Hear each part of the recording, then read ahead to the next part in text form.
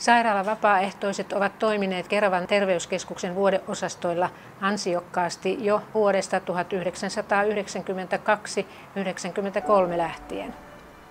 Talkoorengas on kouluttanut yhteistyössä Suomen Punaisen Ristin, Keravan seurakunnan diakoniatyön ja terveyskeskuksen kanssa sairaalan vapaaehtoisia sekä kuolevan saattohoitoon osallistuvia henkilöitä 1992 vuoden lopusta lähtien. Vuonna 2011 kouluttajiin tulivat mukaan myös Keravan kotihoito ja kursseja järjestetään joka toinen vuosi. Vuosittain osastomme potilaat käyvät noin 450-500 kertaa erikoissairaanhoidollisissa käynneissä.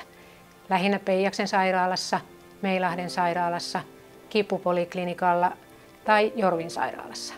Käynnit ovat niin sanottuja poliklinikkakäyntejä ja ajoittuvat virka-aikaan, jolloin omaiset ovat työssä ja estyneitä saapumaan paikalle. Potilaat käyvät erilaisissa tutkimuksissa, kuvauksissa ja erikoislääkäreiden vastaanotoilla. Tavallisimmin potilaan oma toimintakyky on rajoittunutta, eikä hän selviydy käynneistä itsekseen, vaan tarvitsee saattajaa. Lähinnä liikkumisen vuoksi, mutta joskus jopa turvallisuutta ja toimintaa lisäämään. Vastaanotot ajoittuvat päiväaikoihin, jolloin potilaiden omaiset ovat estyneitä tulemaan mukaan ja sairaalan vapaaehtoiset ovat niitä auttajia, jotka mahdollistavat nämäkin käynnit.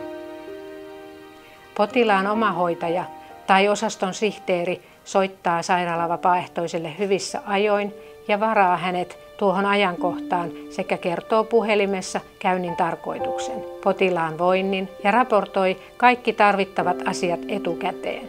Potilaan nimi, ikä, sen hetkinen toimintakyky, onko potilaalla tarvittavia lääkkeitä matkan aikana, onko potilas asiallinen vai muistamaton, onko hän psyykkisesti sairas vai tarvitseeko hän tutustumista saattajaan ehkä kenties ennen sairaalakäyntiä.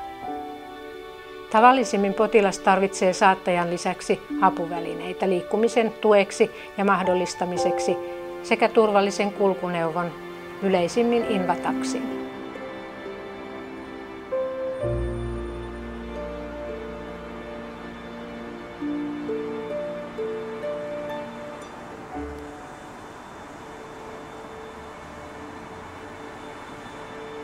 Ambulanssilla siirrettävät potilaat eivät välttämättä tarvitse saattajaa mukaan, koska autossa on oma ensihoitaja kuljettajan lisäksi.